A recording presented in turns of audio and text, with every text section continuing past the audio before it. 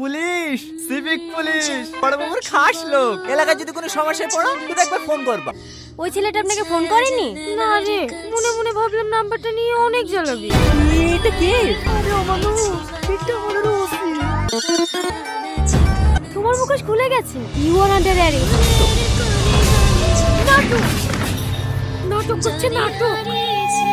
Hello প্রিয় বন্ধুরা, কিছু কিছু মুভি এবং নাটক একবার নয় দুইবার নয় বারবার দেখতে ইচ্ছে করে, আর সেগুলোর মধ্যেই একটি হলো টনি এবং সালমা অভিনীত এত ধামাকা ইন্টারেস্টিং টুইস্টে ভরপুর মাস্টারমাইন্ড নাটকটি। আর হ্যাঁ প্রিয় বন্ধুরা, এত ধামাকা ইন্টারেস্টিং মাস্টারমাইন্ড নাটকটি আপনারা হয়তো অলরেডি দেখে নিয়েছেন, আর সেই সাথে মাস্টারমাইন্ড নাটকটির তৃতীয় পর্বটির জন্য আপনারা হয়তো অধিক আগ্রহে বসে রয়েছেন। আর হ্যাঁ, আজকের এই ভিডিও থেকে আপনি জানতে পারবেন মাস্টারমাইন্ড নাটকটির তৃতীয় নাম্বার পর্বটি কবে আসতে চলেছে এবং আদৌ আসবে কিনা। আর সেই সাথে আমরা মাস্টারমাইন্ড নাটকের প্রথম এবং দ্বিতীয় পর্ব নিয়ে সুন্দর একটি এক্সপ্লেইন দেখাতে চলেছি।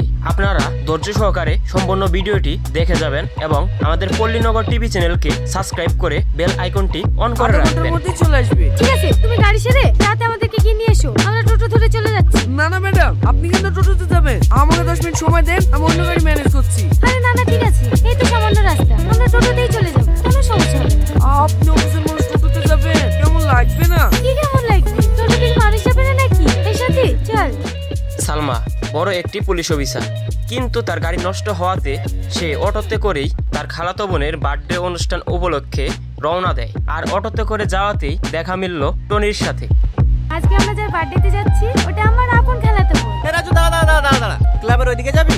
হ্যাঁ ঠিক আছে, চল। টনি সালমাকে দেখে পছন্দ করে ফেলে, কিন্তু টনি জানতো না সালমা একজন বড় পুলিশ অফিসার। এই কি দেখছিস? তুমি এরকম করছো কেন গো? তোমার দেখছি না, তোমার রাগ হচ্ছে নাকি? যাকে দেখছি সে কিছু বলছে না, আর পাশ থেকে শুধু তোমার বয়ফ্রেন্ড আছে? তুই কার সাথে কথা বলছিস তুই জানিস? না, সেটা তো জানার চেষ্টা করছি। এই তো সবেমাত্র দেখা হইলো, আস্তে আস্তে পরিচয় হবে, দুজনের মধ্যে বন্ধুত্ব হবে, তারপরে রাত থেকে চ্যাট হবে। তার জন্য তো নাম্বার লাগবে। আরে তুমি এত ব্যস্ত হচ্ছে কেন? নাম্বার লেবো তো। নাম কি আছে তোমার? ওই নামটা তো নাম অরিজিনাল ভাবে কেসটা এখানে ক্লোজ হয়নি, ভাই বলে জেলে ঢুকে দেবা। ঠিক আছে ঠিক আছে। তোমার ভাই নেতা নাকি? পুলিশ, সিভিক পুলিশ, বড়বাবুর খাস লোক। এলাকায় যদি কোনো সমস্যায় পড়ো তুই একবার ফোন করবা। লাও নাম্বারটা ঢুকে লাও। আরে লজ্জা পাচ্ছ কেন? দাও আমাকে দাও, আমি ঢুকে দিছি। এবার কিন্তু বেশি বেশি হয়ে যাচ্ছে। তুমি অত ক্যাটকেট করছো কেন গো? তোমাকে নাম্বার দিছি না, তোমার হিংসা হয়েছে নাকি? আমার নামে যে ছিল পায় না গো, আমার নামে নিতে হলে ভাইকে দিয়ে আসতে হয়। এই তো চলে এসছে। সরি, তোমার নাম্বারটা নিলাম, কিছু মনে করো না। হ্যাঁ, মাঝে মাঝে ফোন দিলে ফোনটা রিসিভ করো। আর এভাবেই টনি সালমার পরিচয় না জেনেই তার কাছ থেকে ফোনটি কেড়ে নিয়ে তার নাম্বারটি তার ফোনে নিয়ে নেয়। রাস্তা করতে ভালো না, তখন যদি কেউ ডিস্টার্ব করে। তুমি কি সব মেয়ের সঙ্গে এরকম ব্যবহার করো? না না, মাই দিবি কেন জানি না, তোমাকে আমার প্রথম দেখাতেই ভালো লেগে গেছে। আবার কোনোদিন দেখা পাবো কি পাবো না, আমি মনের কথাগুলি বলেই ফেললাম। তুমি তো দেখছি অনেক ফাস্ট। একটা মেয়েকে প্রথম দেখলে আধা ঘন্টা যেতে না যেতে তাকে প্রপোজও করে দিলে। তোমার কি মনে হয় যে মেয়েটা তোমার প্রেমে পড়ে যাবে? না, কিন্তু একই ভুল আমি বারবার করতে চাই না। ভুল মানে? টনি আরেকজনকে অনেক পছন্দ করত, কিন্তু টনি তার মনের কথা জানানোর আগেই তার বিয়ে হয়ে গেছে। আর তাই টনি চায় না তার জীবন থেকে আবার নতুন করে কাউকে হারাবে। আর তাই টনি তার মনের কথাটি বলে দিল। ম্যাডাম, আপনাকে ওই ছেলেটা ভাবে ডিস্টার্ব করছিল, আপনি কিছু বললেন না? কোথায় ডিস্টার্ব করছিল? আমার তো ভালোই লাগছিল, ডিউটি করতে করতে তো ভুলেই গেছিলাম যে আমিও একটা মেয়ে। বুঝতে পেরেছি, আপনি ওর প্রেমে পড়ে গেছেন তাই না? আর এইদিকেও যেন সালমাও টনিকে পছন্দ করে ফেলেছে। আর বিষয়টা খুবই ইন্টারেস্টিং ছিল। আর মাস্টারমাইন্ড নাটকটির মূল উদ্দেশ্য ছিল কিছু হ্যাকাররা গরিব দুঃখীদের অ্যাকাউন্ট হ্যাক করে তাদের অ্যাকাউন্টের সমস্ত টাকা হ্যাকারদের অ্যাকাউন্টে ট্রান্সফার করে নিত হ্যাকিং এর মাধ্যমে। আর এত বিশাল চক্রটা যেন পুলিশ ধরতেই পারতেছিল না। গুড মর্নিং স্যার, আমি জিও কুইজ থেকে রামিশা বলছি। আপনাকে 3টি প্রশ্ন করা হবে, আপনি যদি সঠিক উত্তর দিতে পারেন জিতে যাবেন 25 লক্ষ টাকা। হ্যাঁ, 25 লক্ষ টাকা? হ্যাঁ, প্রথম প্রশ্নের উত্তর দিতে পারলে আপনি পেয়ে যাবেন 25,000 টাকা। দ্বিতীয় প্রশ্নের উত্তর দিতে পারলে আপনি পেয়ে যাবেন 5 লক্ষ টাকা। আর তৃতীয় প্রশ্নের উত্তর দিতে পারলে আপনি পেয়ে যাবেন 19,75,000 টাকা। আপনি কি এই খেলাটি খেলতে চান? হ্যাঁ বলেন। আপনার জন্য প্রথম প্রশ্ন, ভারতের প্রধানমন্ত্রী কে? ও আবার কে জানে না? মোদি। কংগ্রেচুলেশন, সঠিক উত্তর দিয়ে আপনি জিতে নিয়েছেন 25,000 টাকা। সত্যি? হ্যাঁ, আপনি আপনার অ্যাকাউন্ট নাম্বারটা বলুন, আপনার জেতা টাকা আপনার অ্যাকাউন্টে পাঠিয়ে দেওয়া হবে। হ্যাঁ, ওগো পাসওয়ার্ডটা দাও তো। আর এভাবেই গরিব দুঃখীদের টাকার লোভ দেখিয়ে তাদের অ্যাকাউন্টের সমস্ত টাকা হ্যাকারদের অ্যাকাউন্টে তারা ট্রান্সফার করে নেয়। ম্যাডাম, হ্যাঁ বলুন। 91, 68, 73। আইএফসি কোডটা বলুন। হ্যাঁ, SBIN। লাস্টে 20 তো? হ্যাঁ ম্যাম। দেখেন আপনার অ্যাকাউন্টে টাকা চলে গেছে। হ্যাঁ ম্যাডাম, 25,000 টাকা ঢুকেছে। এবার আপনার জন্য দ্বিতীয় প্রশ্ন। আপনি রেডি তো? হ্যাঁ রেডি, বলেন। ভারতের পতাকায় কয়টি রং আছে? ভারতের পতাকায় কয়টি রং আছে? উত্তর দেওয়ার জন্য আপনার কাছে 1 মিনিট সময় আছে। হ্যাঁ বলছি। কুকু, ভারতের পতাকায় কটা রঙ গো? ম্যাডাম, 4টি। সঠিক উত্তর। আপনি জিতে গিয়েছেন 5 লক্ষ টাকা। 5 লক্ষ? পাঠান ম্যাডাম, পাঠান। আমার অ্যাকাউন্ট নাম্বার পাঠিয়ে দেবেন নাকি? না না, আপনার অ্যাকাউন্ট নাম্বার আমরা সেভ করে নিয়েছি। কনফার্মেশনের জন্য আপনার মোবাইলে একটা ওটিপি গেছে। ওটিপিটা বলুন। ওটিপি? হ্যাঁ হ্যাঁ, দেখেন 6 সংখ্যার একটা ওটিপি গেছে। হ্যাঁ, 95, 27, 30 হয়েছে। হ্যাঁ হয়ে গেছে। তৃতীয় প্রশ্ন। তৃতীয় প্রশ্ন, আপনার অ্যাকাউন্টে এখন কত টাকা আছে?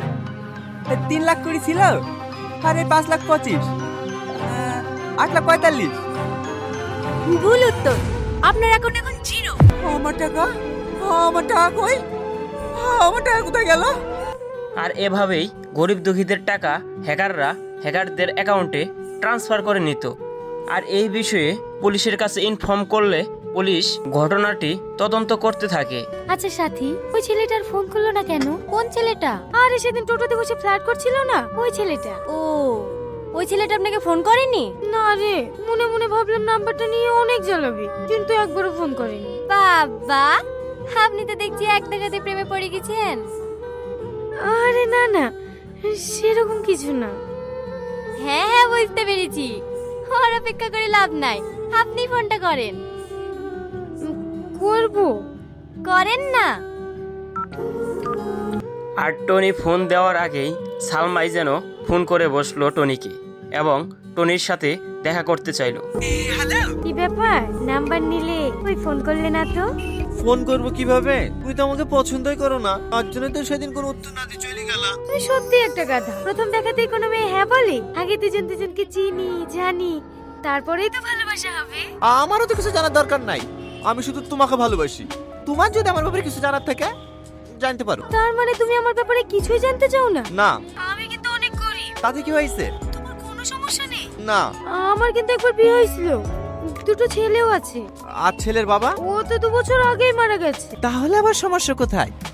আমি ছেলের বাবা হতে রাজি, শুধু ছেলের মা রাজি থাকলে হবে। আর সালমা টনির সাথে কথা বলে টনিকে যেন সালমা পছন্দ করেই নিল এবং আর আজকের বিকালেই সালমা টনির সাথে বেড়াতে যাবে। কোথায়? রেজিস্ট্রি অফিসে? না, পার্কে। ওখানেই মৌলানা রেখে নেব। ম্যাডাম আইসি সাহেব। চলো আসছি। হ্যালো, মা ডাকছে। থালা বাসন সব পড়ে আছে, মাজতে হবে তো। তোমাকে পরে ফোন করছি, হবে? ঠিক আছে। ভয় দেখালে আমি পালিয়ে যাবো তাই ভেবেছিলাম নাকি? দুটো কেন? তোমার যদি 4টি ছেলে থাকতো না, আমি তোমাকে বিয়ে করতাম। এবং শেষমেশ টনি সালমাকে নিয়ে বেরিয়েও পড়লো এবং তার ভাইয়ের কাছে যেন ধরাও খেয়ে বসলো। ভাই এই ছেড়ে দেন, ছেড়ে দেন। শুনে মেয়েছে, বুঝতে পারছি নি। এ মেয়েটা ইয়ার আগে বলছো না, সেই মেয়েটাই। তোকে বাড়ি গিয়ে সব বলবো। ছেড়ে দেন, ছেড়ে দে। এ মেয়ে শোনো, নাম কি তোমার? সালমা। চুপ, তোকে জিজ্ঞেস করেছি। এত বেশি আমি অপর করছি কেন বলতি নে? ছেড়ে দে না ভাই। কে ভাই? এখানে কোনো ভাইটাই নাই। স্যার বল স্যার। তোর হেলমেট কোথায়? বাড়িতে। লাইসেন্স নাই। হেলমেট নাই, লাইসেন্স নাই, 2000 টাকা চালান কাটবে। কেটে দে স্যার, বড় ভাইয়ের গাড়ি, ওকে অনলাইনে দিয়ে দেবে। এভাবে হবে? এ মেয়ে, তুমি ওর সাথে প্রেম করো? ভাই এবার কিন্তু বেশি হয়ে যাচ্ছে। বাড়িতে জানে? বুবা নাকি? কথা বলতে পারো না? বাড়ি কোথায় তোমার? আপনি আমাকে চেনেন? আমি তোমাকে চিনি। কেন, তুমি হোম মিনিস্টার নাকি? দেখি মাস্ক খোলা। ম্যাডাম, এটা কে? আরে ও মানুষ, এটা আমার ওসি। আর টনি যেন সালমার আসল পরিচয় জেনে ভয় পেয়ে গেল। টনি থানার একটি ওসির সাথে কিভাবে কথা বলেছে টনি যেন ভাবতেই পারতেছে অ্যাকাউন্টের না। ডিটেইলস গুলো পেয়েছো? না ম্যাডাম, আমি ব্যাংক ম্যানেজারকে ফোন করেছিলাম, আধা ঘন্টার মধ্যে পাঠিয়ে দেবে। তাড়াতাড়ি বলো, নাহলে ম্যানেজারকে অ্যারেস্ট করতে বাধ্য হব। ঠিক আছে ম্যাডাম। ম্যাডাম, কি হয়েছে? দেখেন ম্যাডাম, রাশিদ শেখের অ্যাকাউন্ট থেকে যে অ্যাকাউন্টে টাকাটা ট্রান্সফার হয়েছে, সে অ্যাকাউন্টে গত 3 মাসের স্টেটমেন্ট। আপনি শুনলে অবাক হবেন, গত 3 মাসে 1223টা অ্যাকাউন্ট থেকে 108 কোটি টাকা স্ক্যাম করা হয়েছে। 108 কোটি? আর যেই অ্যাকাউন্টে হ্যাকাররা টাকা ট্রান্সফার করে নিত সেই অ্যাকাউন্টের স্টেটমেন্টে গিয়ে ইনফরমেশন বের করে দেখে সেখানে একটি পাসপোর্ট সাইজের ছবি দেওয়া আছে। সেই ছবিটি আর কারো নয়, সালমারই ভালোবাসার মানুষ টনি। আমাদের চোখের আড়ালে এত বড় একটা স্ক্যাম হয়ে যাচ্ছে, অন্য ডিপার্টমেন্টের চোখে পড়েনি। এটা একজনের কাজ না ম্যাডাম, এর সঙ্গে আমাদের ডিপার্টমেন্টের লোকও জড়িত আছে। এটা একটা বড় গ্যাংয়ের কাজ, আর এই গ্যাংয়ের মাস্টারমাইন্ড এই অ্যাকাউন্ট হোল্ডার। এর কোনো ছবি আছে? হ্যাঁ ম্যাডাম, এর অ্যাকাউন্টে যে পাসপোর্ট ছবিটা ছিল সেটাও আমি নিয়ে নিয়েছি। এই দেখেন।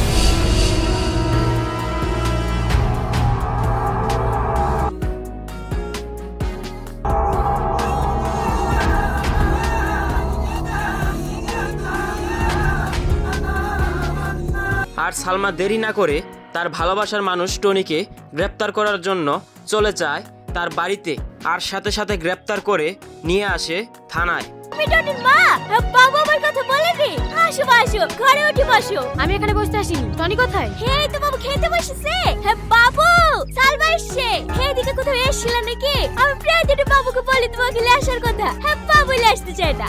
তুমি একা একা চলে এসছো, খুব ভালো করেছো। চলো ঘরে চলো। পারফেক্ট। কি আর অভিনয় করতে হবে না, তোমার মুখোশ খুলে গেছে। You are under arrest.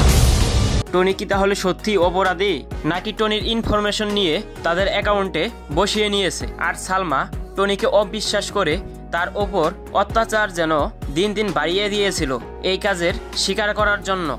সত্যি বলছি, তুমি বিশ্বাস করো, আমি এসবের কিচ্ছু জানিনি। বিশ্বাস? আর তোকে তোর এই ভোলা ভালা চেহারা দেখে আমিও ধোকা খেয়ে গেছি। আমার একবারও মনে হয়নি তোর এই ভোলা ভালা চেহারার পিছনে একটা শয়তান লুকিয়ে আছে। এখনো ভালো ভালো বলছি, সত্যিটা বলে দি, নাহলে তোকে ফাঁসির হাত থেকে কেউ বাঁচাতে পারবে না। আমি তোমাকে কতবার বুঝবো, আমি এসবের কিচ্ছু জানিনি, আমি কারো টাকা নিইনি। আবার মিথ্যে কথা।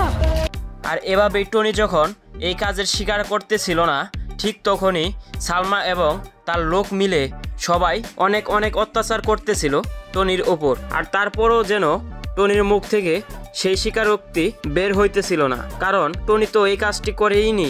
তাহলে কিভাবে টনি এই কাজের জন্য স্বীকার যাবে? জীবনে প্রথম বউকে ভালোবাসলাম, তো আবার একটা শয়তানকে। শাহিন, যতক্ষণ পর্যন্ত ও নিজের দোষ স্বীকার না করছে ততক্ষণ পর্যন্ত ওকে মারো। ঠিক আছে ম্যাম। রাহুল, সামাদ। হ্যাঁ স্যার। ওকে 3rd ডিগ্রি টর্চার করো, ওর মুখ থেকে কিছু বেরোলেই আমাকে ইনফর্ম করবে। ঠিক আছে স্যার। কি হলো মার? আমি পারবো না। কেন পারবি নি? তোর ভাই বলে? ও তোর ভাই না, ও তোর ভাই হলে এরকম জঘন্য কাজ কখনো করতে পারতো না। মার ওকে। কি হলো মার? আর টনির ভাইও যেন এক পর্যায়ে টনিকে মারতে শুরু করলো, এবং মারতে মারতে যেন এক পর্যায়ে তারা টনিকে হাসপাতালে ভর্তি করে নিল। তবুও টনি স্বীকার করতেছিল না। ঠিক আছে, বেশিক্ষণ দেখা করতে দেবে না, জাস্ট 5 মিনিট। ঠিক আছে ম্যাডাম। কিভাবে তোর লেগে আমরা কেউ মুখ দেখাতে পারি? তোর বাপকে ধরে ধরে সবাই অপমান করে, তুই নাকি সব গরিব মানুষের অ্যাকাউন্ট থেকে টাকা চুরি। সত্যি করে বল না বাপ, তুই ওসব কিছু করিস নি তো? তুমি বিশ্বাস করো মা, আমাকে মিথ্যা ফাঁসি হয়েছে, আমি এসব কিচ্ছু করিনি। আর কেউ না জানো, তুমি তো আমাকে জানো। তোর কিচ্ছু হবে না। আমার যে হাতের মালা দুটো ছিল, সে দুটো বেঁচে তোর আব্বাকে উকিলের কাছে পাঠিয়ে এই সপ্তাহের মধ্যে থেকে ছাড় করে নিয়ে যাবো। চলেন চলেন। এতটাই অত্যাচার করতেছিল যেন টনির সাথে তার ফ্যামিলির কারো দেখা করতেই দিতে চাইতেছিল না। আমাদের একজনকে ধরে ফেলেছে। না স্যার, কিন্তু ওকে যেভাবে টর্চার করছে ও মনে হয় সব ভুলেই ফেলবে। যত তাড়াতাড়ি সম্ভব আপনার জায়গা চেঞ্জ করে ফেলেন।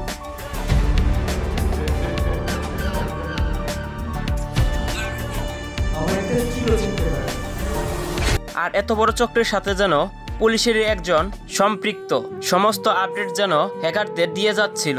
আর এটাও স্পষ্ট হয়ে গেল যে টনি এই কাজের সাথে সম্পৃক্ত না। ম্যাডাম চলেন। কি ব্যাপার ম্যাডাম, আপনি কান্না করছেন? কই না তো, বল। ডিউটিতে যাবেন না? হ্যাঁ, তুই চল, আমি আসছি। ম্যাডাম, আপনি এখনো খাবার খাননি? না, ভালো লাগছে না। আমি বুঝতে পারছি আপনার মনের অবস্থা। এখানে আপনার তো কোনো দোষ নাই, ওই তো আপনাকে ধোকা দিয়েছে। সাথী, আমার কোথাও ভুল হচ্ছে না তো? আমার কেন জানি মনে হচ্ছে কোন নির্দোষ। একটা সত্যি কথা বলবো ম্যাডাম?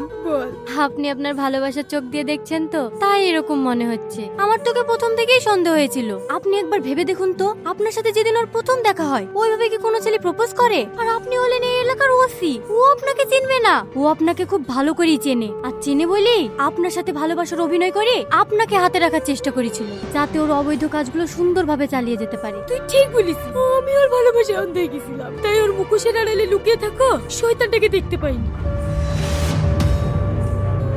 ড্রাইভারকে গাড়ি বের করতে বল। ও এতদিন শুধু সালমাকে দেখিস, এবার একজন পুলিশ অফিসারকে। আর সাথে সাথে সালমা চলে যায় অফিসে এবং সেখানে গিয়ে আবারও নতুন করে সালমা টনিকে অনেক মারধর করে এবং মারতে মারতে অসুস্থ হয়ে যাওয়ার পর হাসপাতালে ভর্তি করে টনিকে সুস্থ করা হয়।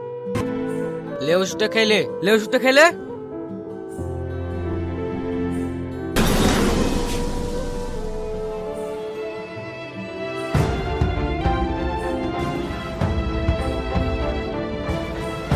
লে ওষুধটা খেলে। মুখ খুলিছে? না ম্যাডাম, কাল থেকে কিছু খাওয়া দাওয়া করেনি তো, তার উপর আবার প্রচুর টর্চার করা হয়েছে, অজ্ঞান হয়ে গেছিল। হাসপাতাল থেকে এক্ষুনি ট্রিটমেন্ট করে নিয়ে আসলাম, ডাক্তার ওষুধ দিয়েছে, সেগুলোও খেতে যাচ্ছে না। ঠিক আছে, তোমরা বাইরে যাও, আমি দেখছি। তুই কি ভাবছিস এসব নাটক করলে তুই ছাড় পেয়ে যাবি? আমি নাটক করছি না সালমা, তোমরা যদি আমাকে মেরেও ফেলো না, তবু আমি শুধু একটা কথাই বলবো, আমি এসবের কিচ্ছু জানিনি। কেউ ছিল না, সমস্ত কাজ আমি একাই করতাম। এবার তুমি খুশি তো? নাটক করছে, নাটক। আর শেষমেশ টনি কোনো উপায় না পেয়ে হাসপাতাল থেকে দেওয়া ওষুধ সবগুলা একত্রে খেয়ে অজ্ঞান হয়ে পড়ে থাকে। আর এদিকে আবার নতুন করে একটি স্ক্যামের এর জন্য মামলা করতে আসে একটি মেয়ে। টনি তো জেলখানায়, কিন্তু এই স্ক্যামটা করলো কে? সালমার মনেও এই কথাটি ঘুরপাক খাচ্ছে। তাহলে কি টনি নির্দোষ? তাহলে কি ঘটনাটি আবার নতুন করে তদন্ত করা হবে, নাকি কি ঘটতে চলেছে এত ধামাকা ইন্টারেস্টিং মাস্টারমাইন্ড নাটকটির 3য় নাম্বার পর্বটিতে? তো প্রিয় বন্ধুরা, সব থেকে দুঃখের খবর হচ্ছে যে মাস্টারমাইন্ড নাটকটির 3 নাম্বার পর্বটি আসার চান্স খুবই কম। যদিও আসে অনেক দেরি হবে, কারণ তারা এখনো মাস্টারমাইন্ড নাটকের 3 নাম্বার পর্ব নিয়ে কাজ শুরু করেনি। তো প্রিয় বন্ধুরা, আরো এত সুন্দর সুন্দর নাটকের এক্সপ্লেন রিভিউ দেখতে হলে অবশ্যই আমাদের পল্লীনগর টিভি চ্যানেলকে সাবস্ক্রাইব করে বেল আইকনটি অন করে রাখবেন, যাতে আমাদের নতুন ভিডিওটি সবার আগে পৌঁছে যায় আপনার ফোনে। ধন্যবাদ সবাইকে।